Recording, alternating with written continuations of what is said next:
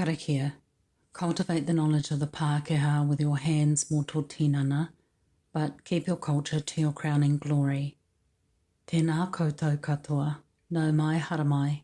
Welcome once again to my podcast, Clearing Trauma from Discrimination. My name is Siana Raymond. For those who are joining us for the first time for episode 3, The Indigenous Child. Here I posit at the beginning of this kōrero that traumatisation is experienced by the Indigenous child no matter the period in history. Because of the mana and sensitive nature of the Indigenous child, close to manawa, henengaro and wairua, heart, mind, spirit of tangata, not only from te iwi Māori. This episode will cover our kaupapa in 2 parts. In part 1, we will track through several key points that the author notes as important to the overall theme of this podcast, while sustaining the mana of the Indigenous child. The discovery that we are all equal is a falsehood, part 1. Fusion parenting and the assimilation factor, part 1. Survival versus thriving, part 1. The mechanics of colonisation, part 2. Discrimination, confusion, part 2. Note, consumption, commodification and empire building features throughout this discourse. Part 1. The discovery that we are all equal is a falsehood. It brings me no joy to highlight the damage by British colonisation and later continued by governments that have essentially been white Eurocentric for many generations. This is a slow and for sure ever-increasing truth. Promises broken and not upheld. Issues very pertinent to my parents, as I was not learning anything about Te Tiriti o Waitangi at school, and there wasn't a reasonable copy of it to be found in the 1970s, and in my late father's case, he had long since and experienced the discrepancies and ill apportionment of resources through racism and discrimination since the 1950s. That by the 1970s, Dad had well and truly spat out the Western collective in bitter disgust, and my late mother had not been far behind him. I find the quality of falsehood in the judgments of my parents is in their show of accumulated wealth via their so-called good fortune of being westernised, and both under and over the conditions they had to acclimate to this, the pressures to provide as they moved away from tribal sustainability. I add in here both my parents were successful at this, and into the nuclear family in no less than 10 years to the date they arrived in Auckland. By 1951, Mum and her siblings had a house in Parnell, Auckland. My dad's parents had a house in Whanganui Township. My nan, Mum's mum, had never seen a gas stove before, nor cooked on one, and it was her first time dealing with electricity. Yet the Indigenous child is resilient. First contact with cook went down like a lead balloon, and the kaupapa of seeking resources for the empire is true. Back in the empire, they had long been dealing with trade, and when te iwi Māori became involved in this, we had substantial successes and surpassed the colonisers' white European interests. This had to be stopped, which it was, derailing much of our efforts and cornering us into what we live with today. With the exceptions of the present Māori economy flourishing, many of te iwi Māori are failing below the breadline, and we know why, right?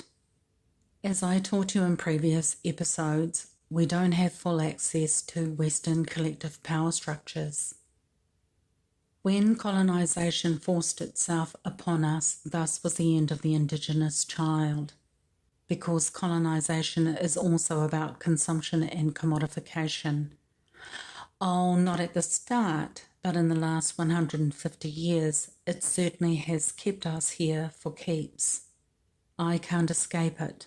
Unless I can return to our tūpuna whenua and live without the Western collective mind, I must face my reality of city dwelling and intentional racism. There is no account of me ever being dissatisfied with the white Eurocentric world I live in. I can find no record of me committing any discontent towards it. What is intolerable about it? That assimilation endeavours me to live only one step away from my destruction. My white European counterpart will never be as I. It isn't about hard work initiative and working hard. My parents work their hearts out as I do. The answers don't lie with me, they lie with the inequalities inherent within colonisation and the unrealistic expectations that if one Māori isn't working hard with initiative, then the entire race must suffer for that. And this is where I land with this whole colonisation kaupapa. With the religious beatings Mum got from the nuns and the constant racism in my childhood, we are both left with an unconscious belief that we are wicked, because isn't that the point of it? Fusion parenting and the assimilation factor. I don't know how my parents survived parenting, in fact how any Māori parents did.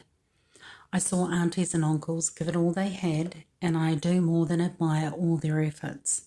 What is difficult for me to adjust for is the way we judge them up against Western expectations of parenting when they receive love and care from literally an entire village. My late parents had a traditional Māori upbringing with intermittent religious and Western influences. They could not copy their raised-up experience of parenting, and today I can see how my parents felt isolated. I did when I was parenting. It is lonely and dejecting. It is a tremendous responsibility. How can any one person today continue to be expected to raise immense people for the future of humanity? Raising the colonised child was an affront, to my parents at least, and mostly to their siblings.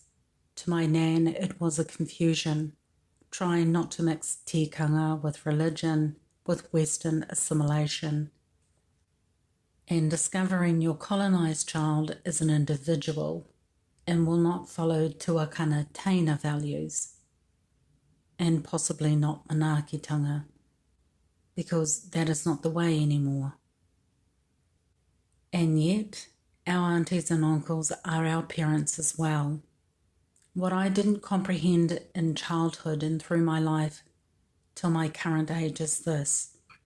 Because of my education on the traditional Māori path, my mum was their tuakana and had made sacrifices. She worked for them as well as for us. I did not get raised in a village like my parents were. To make the social change, firstly, let's recognise this. Then to incorporate life as a city working person, no longer affiliated with a background and history of your race and culture, no longer raising children as Māori, adopting either forcibly or, in my case, assimilation, Pākehā esteem. The colonised child has an enormous complex at being identified as belonging to the race Māori, degrees of notwithstanding. The colonised child grows in prejudices, and our parents are Māori when we are all meant to be Westerners, because by parenting standards, they will judge my parents. And when individuation is individuating over an iwi-raised Indigenous child, the fusion of tikanga is the pressure to, yes, individuate. And by its very nature, the individual is selfish. There is nothing but conflict. How can parenting take place under conditions where harmony, cooperation, and a sense of mutual respect are not present? Because they rely on a method that isn't clearly rooted in tikanga. It is as equally foreign to my parents as tikanga was to my colonised child. older siblings that did not care for younger siblings.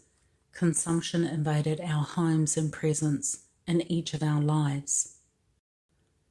I had to identify as a Māori because governments made me. What is a Māori? They are a being who speak their language and lives their culture. I didn't. The colonised child argued back with her mother, taught to question and disagree with an arrogant independence, which was necessary, by the way. With both parents working, European-based attitudes at school contributed largely to the formation of this colonised child. The rest was a combo of advertising, TV, Euro values, peer pressure and consumption. The colonised child disagreed with her Indigenous child totally on Western terms, and it did little to endear them to each other, but more to confuse and suspect each other of something bordering on disrespect and anarchy. We cannot reconcile the colonised child and Indigenous child. Colonisation diametrically opposed them to each other, and yet they are of each other. By buying the dream on offer from colonisation, the Indigenous child starts out accepting the indoctrination, and at any time in their lifetime they can return to their natural state. A colonised child can't. Our society assimilates them and traps them before they are even born. Unlike the Indigenous child, they have no indigenuity to return to. No model was there for them in their informative years. I did a women's studies course at the University of Auckland, 1994 to 1998, part-time. In one particular paper, our mothers were our subjects, and the kaupapa was to make a record that our whānau would keep. I asked one of Mum's younger sisters to contribute, and she wrote a letter outlining what Mum had done for Aunt's education by holding down a part-time job at 19, as well as continuing to manage the farm and take care of younger siblings and continue her everyday mahi and chores. Mum made sacrifices without ever asking for anything in return. Something in my brain wouldn't allow me to take in the gravity of the entire message being sent to me, because I'd grown up under the immense rock of the propaganda of Māoridom, and yet what I realised is I didn't really know my mother, only the one fed to me by colonisers' lies and falsehoods. And what the colonised child was afraid of most is that they were completely wrong, and henceforth the foundation of colonisation, upon which the colonised child stands, is truly false. The model of parenting used to raise my mother and father was not transferable nor usable within the context of raising the colonised child. So colonisers put us here. Now what? Survival versus thriving. Despite the beatings, Te Reo Māori survived and thrived within our parents' generation and not within ours.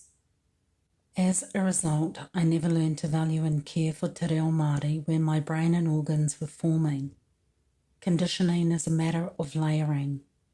At my current age, they show up more in my preferences regarding media content and what I consume in film, TV and YouTube. This might sound mundane and even daft. Yet allow me a moment to prove its validity. We had a television in our living room from I can't recall when, as it was always there.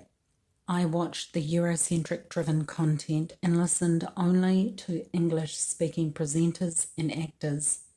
My favourite show in my childhood was Star Trek, and continues to be. The conditioning is so strong that by the time Māori content came into being proper, I couldn't make the transition.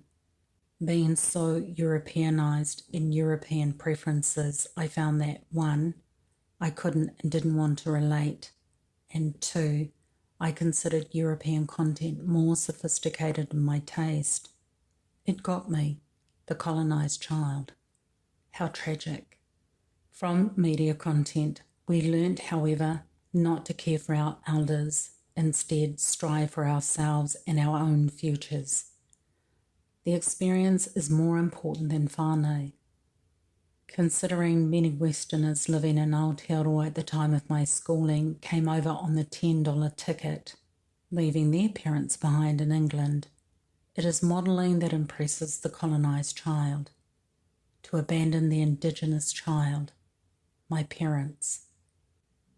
My parents had to work with initiative, and their wage was ludicrous compared to the consumption and commodification required for them to either survive or thrive in the city. The cost outweighed the measurement of work to entitlement ratio.